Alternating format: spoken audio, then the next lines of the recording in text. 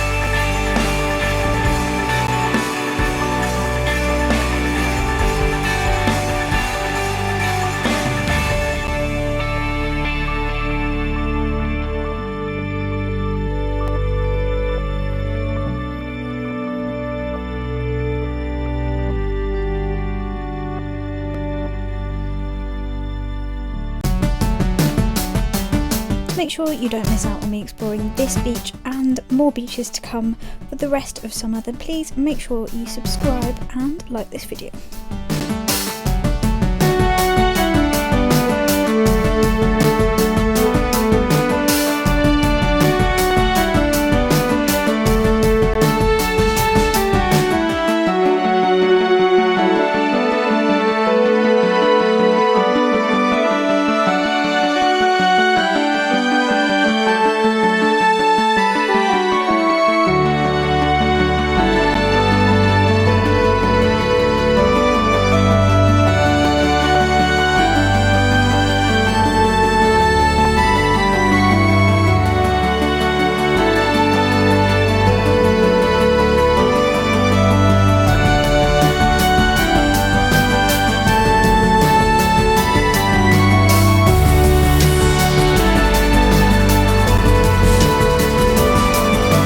Crabs, when they need to molt, to basically grow up, they get rid of their shell, and this crab has completely got rid of his shell, and so for the next 24-48 hours he's going to be really vulnerable because he's really soft to touch, basically like a balloon, and he doesn't want to get eaten by any predators. So that's why he's not being feisty, he's just being like, uh-oh, this could be a real problem. And so I'm going to put him back and leave him be, but so in 48 hours or so he'll grow a new shell and he'll be even bigger than before. Leave him to hide.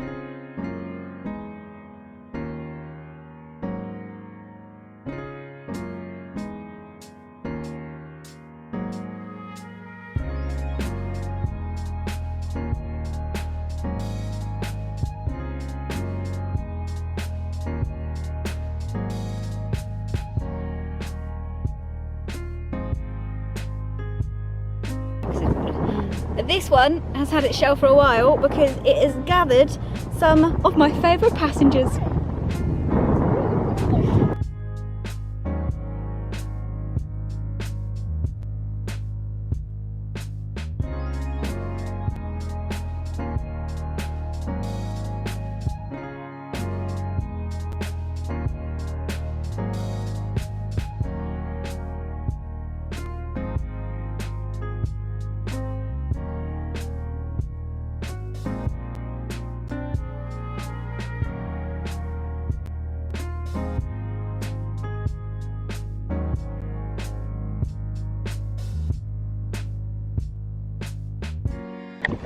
That is the smallest and grooviest looking amphipod I've ever seen. I don't know the species because you all know my feelings on amphipods. They are interesting, very the bane of my life to ID, but I will try and find out. It's almost like candy striped, which hopefully seems to be a description name that might come up, so fingers crossed, something like the candy striped amphipod. But he was really pretty, so as far as the amphipods go, I like that one. It's alright.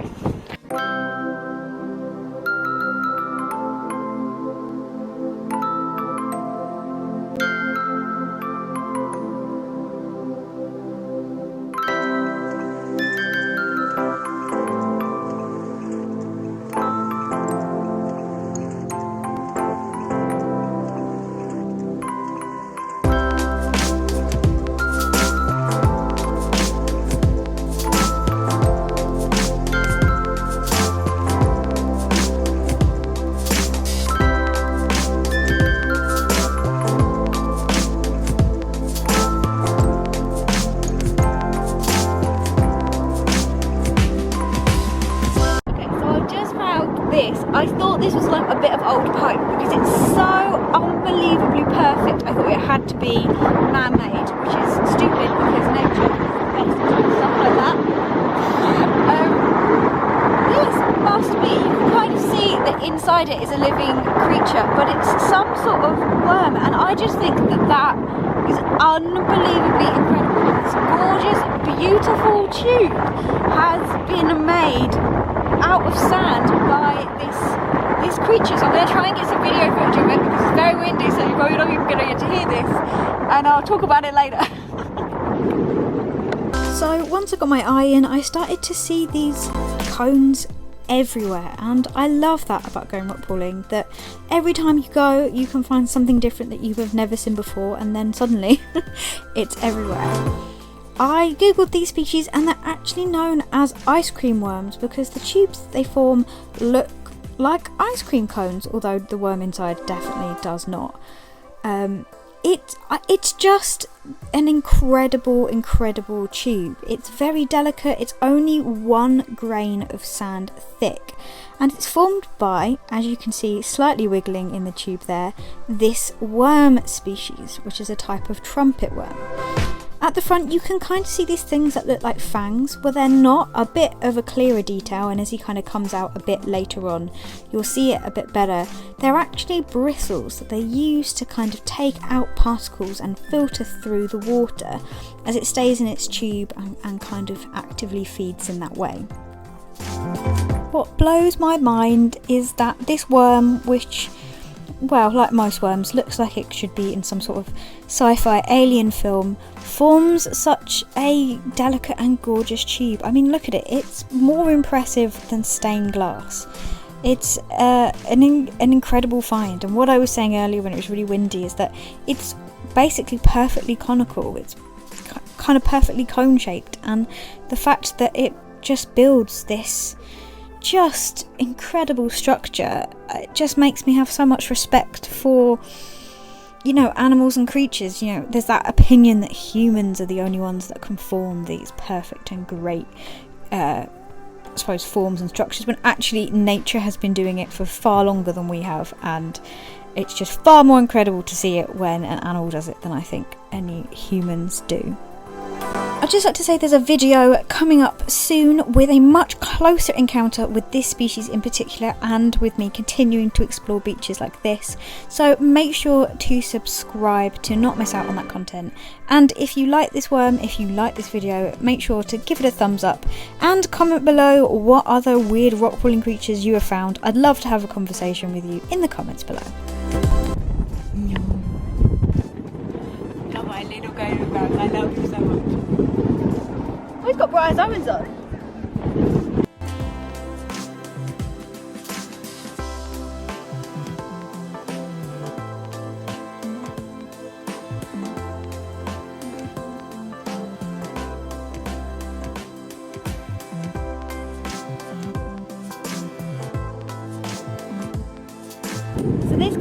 So the other one had barnacles on, and he has got lots of little tiny bryozoans growing. So he's a fashionista crab, because he's got, you know, he's got his nice little bow tie of bryozoans. I could be a crab too. Pinchy, pinchy, pinchy, pinchy, pinchy. High five.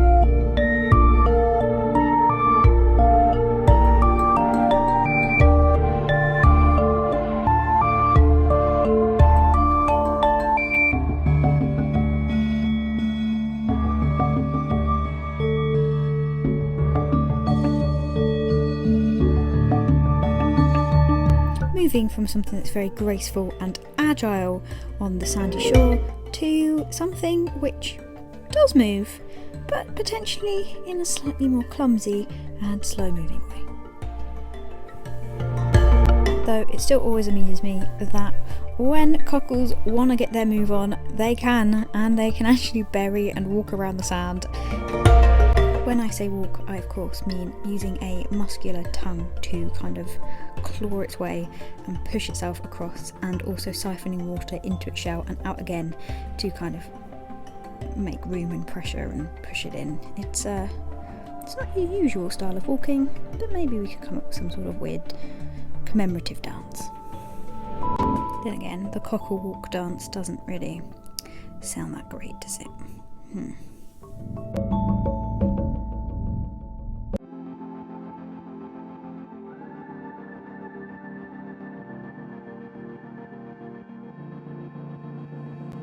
Seeing that I hadn't been at the beach in so long, I actually spent a vast majority of the time down there just kind of appreciating the water itself.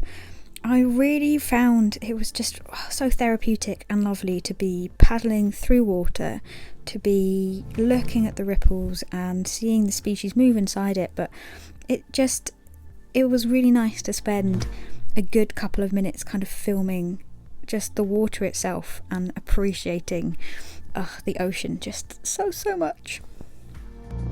Which now means that you guys get a lovely montage of water.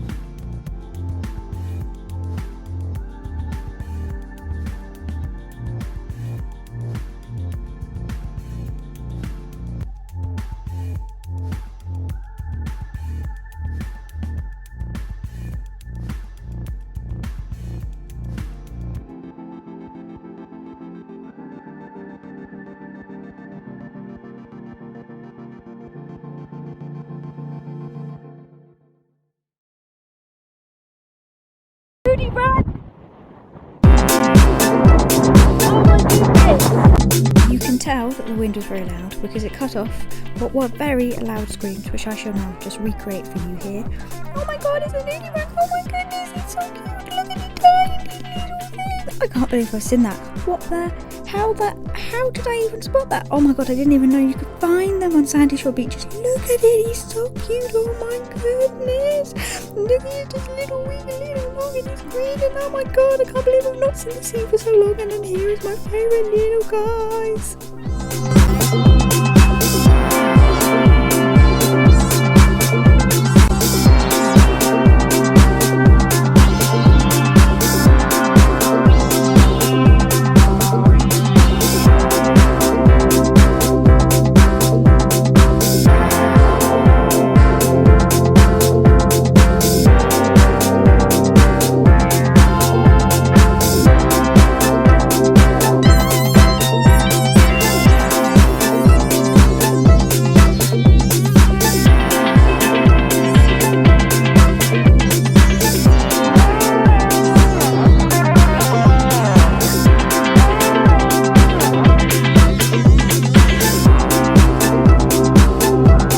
So, I thought this was a nudibranch when I was down the beach. It was so teeny weeny and tiny and small, and I couldn't see the details in the camera. I could just kind of see if I was focusing on this little green slug blob.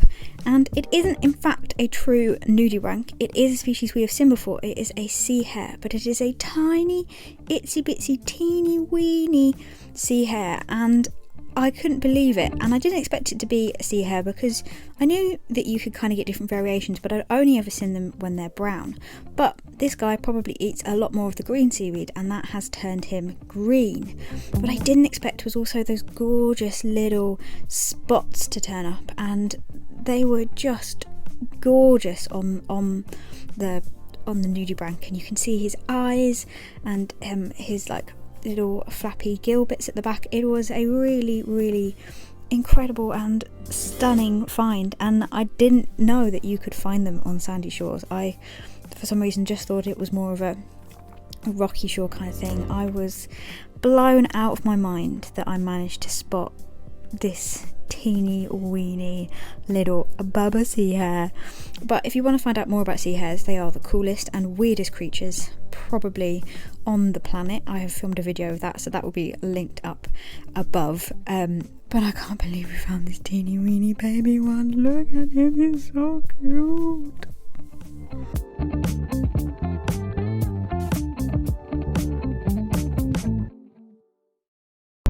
I cannot believe we just found a nudibranch. I didn't even know you could get them on sandy shores, and I just thought he was a green amphipod, or I just can't believe after being away from the beach for so many months that the universe is rewarding me with this tiny little gorgeous little sea slug. I cannot believe it.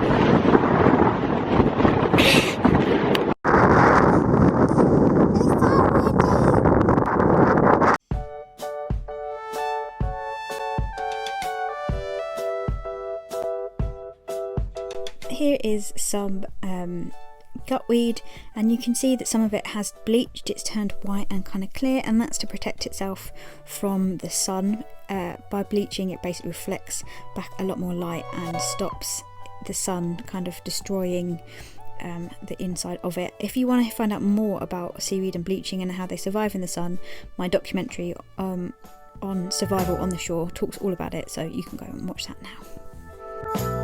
I cannot tell you how happy I am to be out in the elements, to be outside, to be at the beach. I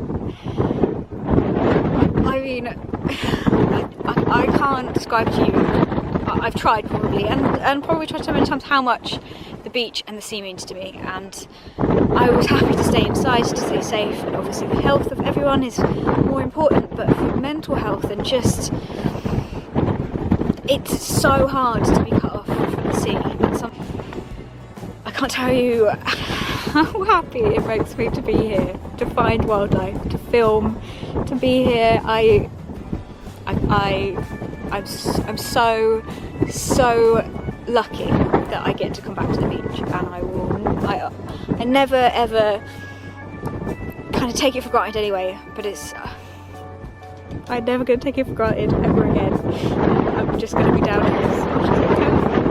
Obviously social distancing, because look, there is no one around. I can social distance at the beach because most people care when the beach is in, but marine biologists, they care when the beach is out. So when no one's here, I can come, and then when everyone else rushes down to the beach, I'm going to be like, see ya, bye.